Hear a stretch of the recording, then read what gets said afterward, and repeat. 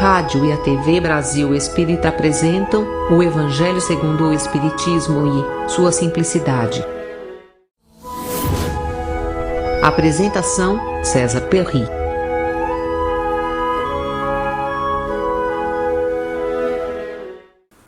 Amigos da Rádio Brasil Espírita de Maceió, com satisfação estamos voltando em contato com todos vocês, internautas, no programa Evangelho segundo o Espiritismo, em sua simplicidade. São momentos em que nós fazemos comentários sobre uma obra básica de Allan Kardec, que é o Evangelho segundo o Espiritismo, e que nós procuramos buscar uma compreensão, inclusive para trazer a realidade para os momentos atuais em que nós vivemos.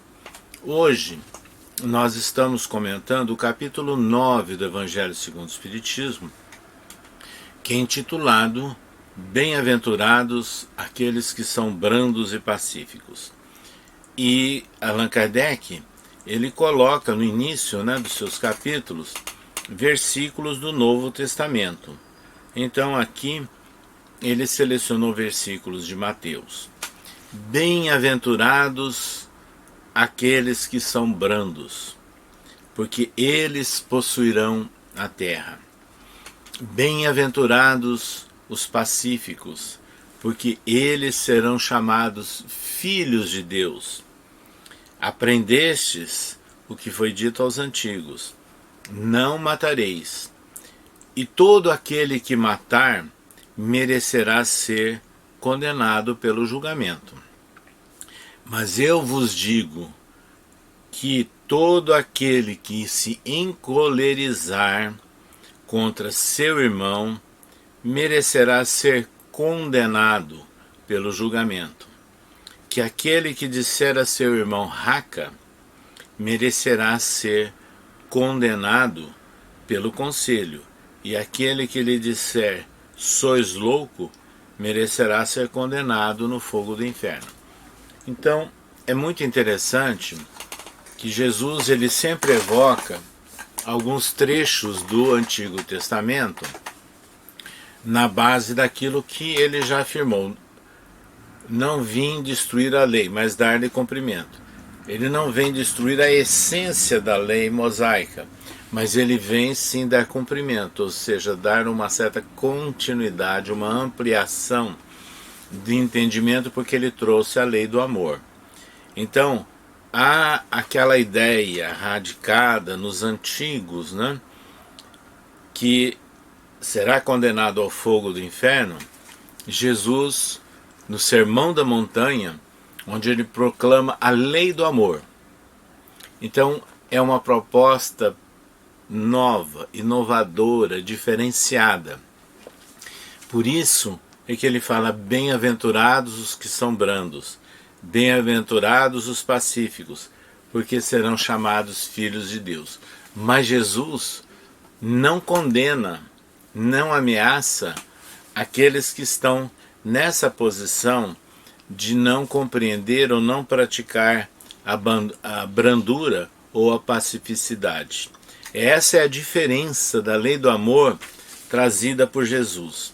Então, por essas máximas, e que Jesus deixou muito claro no Sermão das Bem-aventuranças, e nós temos que entender sempre o Sermão das Bem-aventuranças no sentido de que a palavra aventurança vem de ventura, vem de destino, vem de futuro, e que a aventura, o destino ou o futuro não se cumpre num período curto de tempo, não se cumpre numa reencarnação, numa vida física, mas é numa trajetória espiritual, ao longo de várias experiências reencarnatórias. Então, nós espíritos imortais sabemos que nós vamos ao longo dos tempos, nas várias vidas, e a história da civilização nos mostra isso, que a humanidade vai passo a passo apresentando indícios de melhoria, e passa tempo para que isso aconteça. Então, nessas condições, quando nós lemos os romances espíritas, por exemplo, os romances históricos psicografados por Chico Xavier, assinados pelo Espírito Emmanuel, desde há 2000 anos até Renúncia, ou os romances, né, da médium Ivone Pereira, o que nós encontramos? Nós encontramos ali mensagens, né, de que grupos de espíritos vão pontilhando, aparecendo de tempos em tempos, num processo de ajuste ou de melhoria espiritual. Então, em busca do quê? Da aventura, da aventurança, da melhoria do seu estado de alma.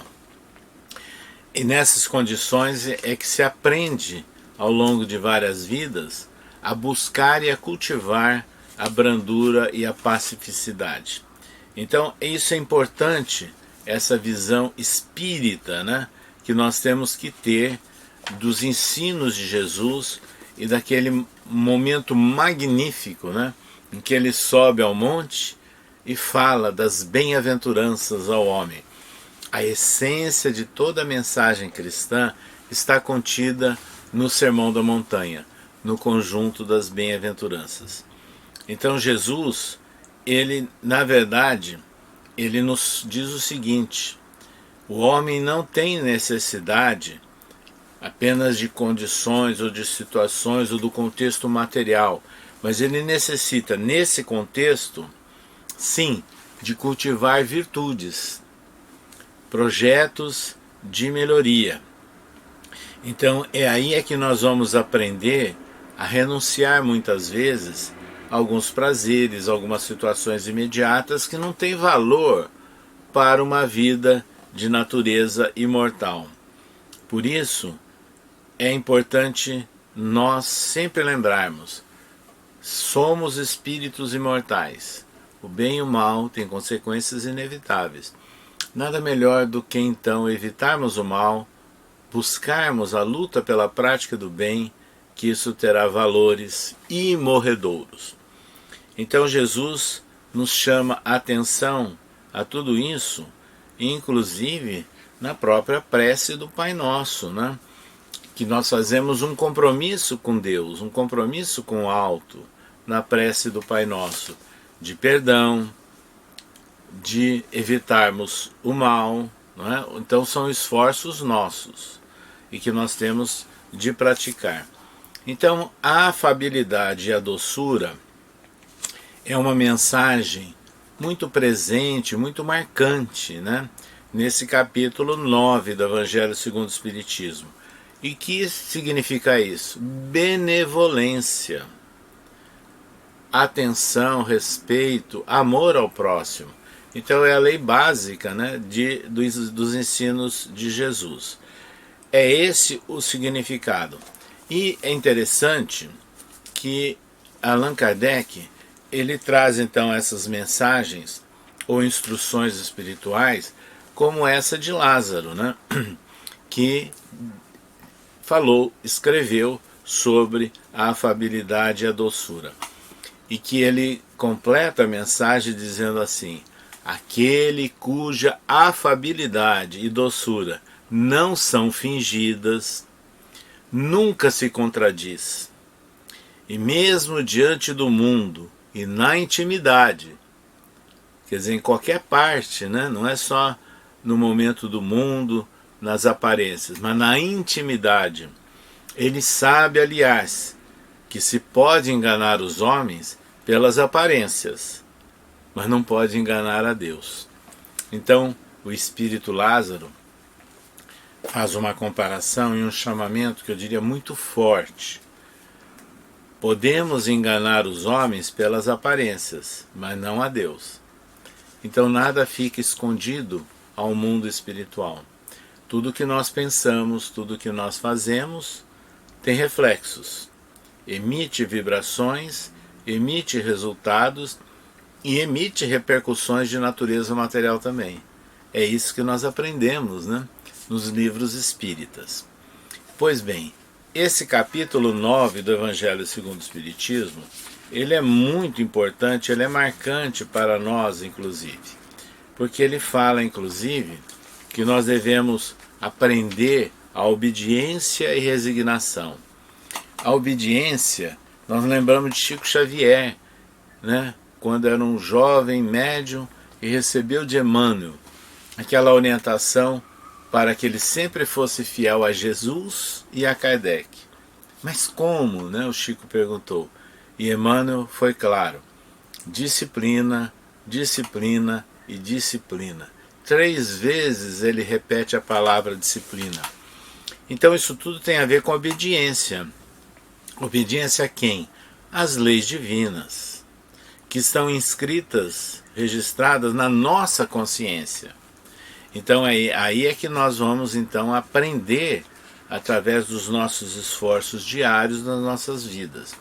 E termos a resignação, porque todo aquele que se esforça em ter uma conduta melhor, uma conduta superior aos anseios humanos do ponto de vista espiritual, ele pode sofrer perseguições ou discriminações no mínimo.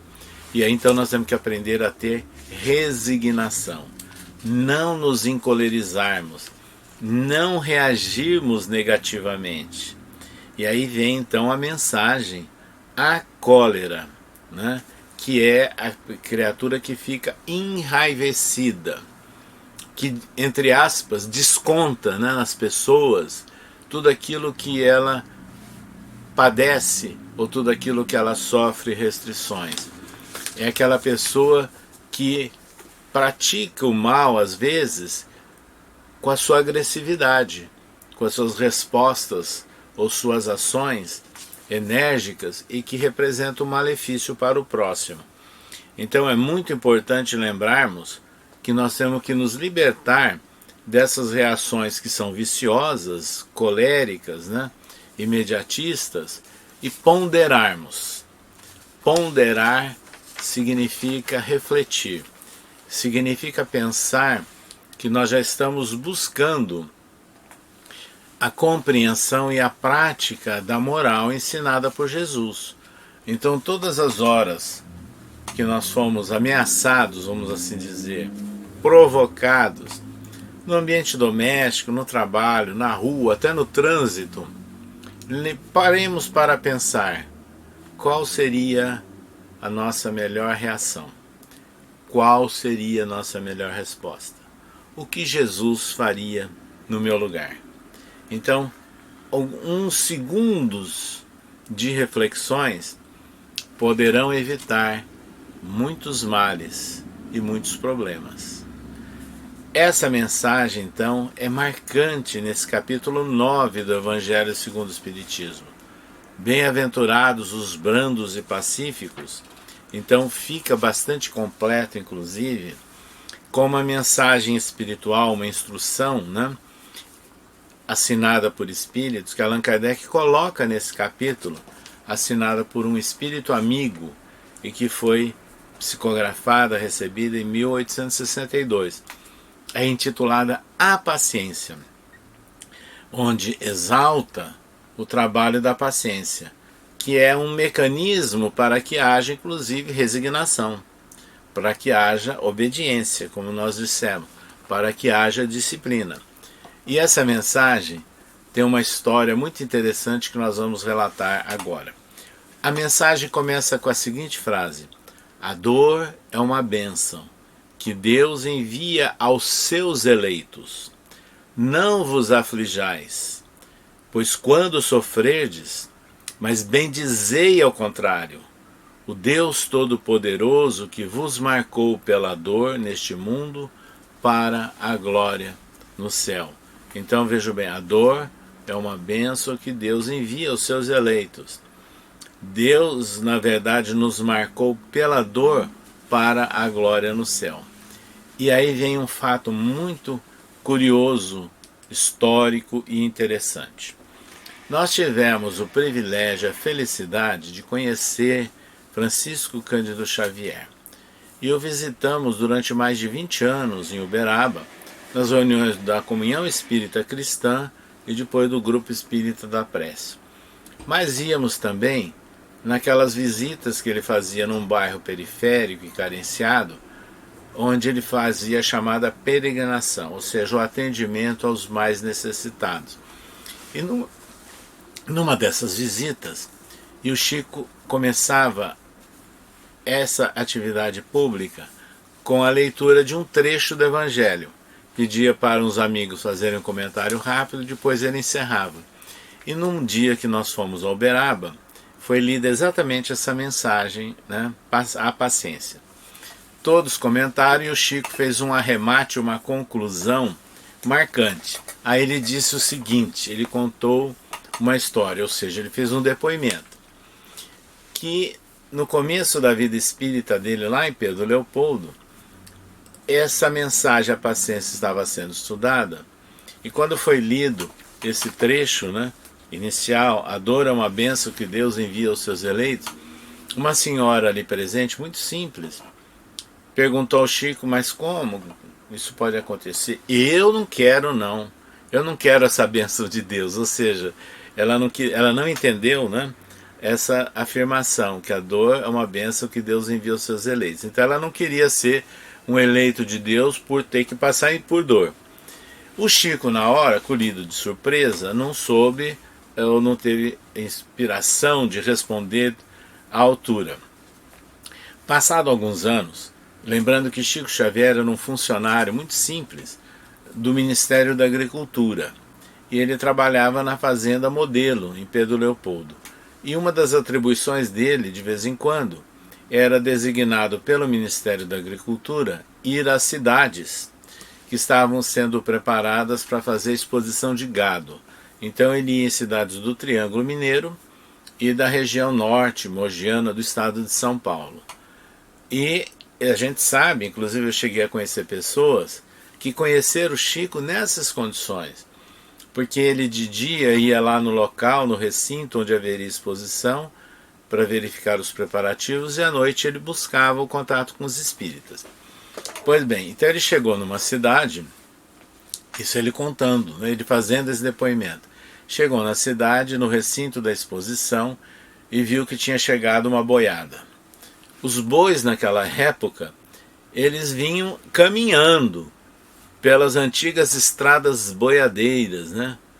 Muito pó, chegavam sujos, não eram levados em trem e muito menos em caminhão, eles iam caminhando. E aí quando a boiada chegava para o recinto da exposição, eles tinham que passar por uma sucessão de cuidados, eram limpos, eram lavados. Lavar um boi naquela época significava esguichar a água e com uma escova de aço, né, e limpando, né, o gado para ficar vistoso, né, para ser exposto, né. A outra providência, eles eram examinados por um zootecnista ou por um veterinário, alguns recebiam medicação, e aí o Chico, olhando tudo aquilo, ficou assustado, né, porque não sei se vocês sabem que pelo menos as antigas seringas veterinárias eram enormes, metálicas, né? E o Chico ficando conduído com o sofrimento que um gado podia ter com aquela injeção. Aí ele olha para a perna a traseira do boi e viu a marca do proprietário ou da fazenda. Aí ele lembrou, nossa, mas essa marca foi feita com ferro quente, né? Em brasa, com as iniciais do proprietário ou as iniciais da fazenda. E assim esse gado passava por toda essa rotina para chegar no momento e ficar exposto, né? E aí tinha a leilão do gado, tinha a seleção dos melhores, havia prêmio para os proprietários. Mas o Chico, quando ele estava vendo essa sucessão, né, de cuidados do preparo do gado para ser exposto, ele ficou muito entristecido, sentindo a dor do animal. Nessa hora Emmanuel apareceu e disse assim, Chico, você se lembra que há muitos anos atrás alguém fez uma pergunta, um comentário a você, que a dor é uma bênção, que Deus envia aos seus eleitos? É isso que acontece. É isso que você está assistindo agora. Veja a comparação, a oportunidade, né, que Emmanuel traz o esclarecimento. Ele diz, esse gado é o gado selecionado pelo proprietário, é o gado eleito. Mas para ele ser exposto, ele passa por toda essa fieira, essa sequência de situações que realmente não são agradáveis ao animal. comparando, portanto, a dor. Aí disse Emmanuel, assim somos nós também, os seres humanos. A dor é um momento passageiro, são etapas de purificação, de limpeza, de preparo, né, para que o eleito, aquele que quer ser considerado o bem-aventurado, vamos assim dizer, né, coerente com as leis de Deus, ele possa realmente vencer e ser considerado o eleito. Vejam, portanto, esse comentário, esse depoimento feito por Chico Xavier, tão importante, né? E aí nós vamos realmente compreender com clareza, com esse exemplo trazido pelo Chico, do que significa a paciência, né? E os animais que são expostos na exposição passam por toda aquela sequência não reagindo. Assim deveremos ser também, não reagir, mas aproveitarmos. Então o Espírito, ele conclui essa mensagem de uma forma marcante. Coragem, amigos, o Cristo é o vosso modelo. Ele sofreu mais do que qualquer um de vós e não tinha nada a censurar. Enquanto vós tendes o vosso passado a expiar e vos fortalecer para o futuro, sede, pois, pacientes, sede cristãos. Essa palavra encerra tudo. Então, a mensagem, né, de bem-aventurados os brandos e pacíficos, com essa mensagem, essa instrução espiritual que Allan Kardec incluiu no Evangelho segundo o Espiritismo, intitulada A Paciência, e com esse depoimento trazido pelo Chico tão ilustrativo, nós cremos que fica muito claro para nós a compreensão do significado, né, da abrangência profunda desse capítulo 9 do Evangelho segundo o Espiritismo. E aí nós gostaríamos de encerrar lembrando de uma mensagem de Hahnemann que está nesse capítulo.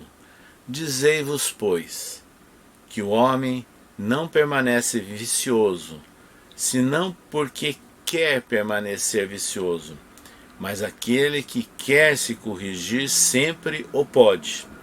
De outra forma, a lei do progresso não existiria para o homem. Então aí nós começamos a compreender a questão da definição, a clareza da vontade, né, para que a gente possa ir superando com o nosso esforço as restrições, as limitações e buscarmos o cultivo das virtudes e daquilo que pode caracterizar as bem-aventuranças prometidas por Jesus, como essa que foi falada, a brandura e a pacificidade. Até um próximo programa.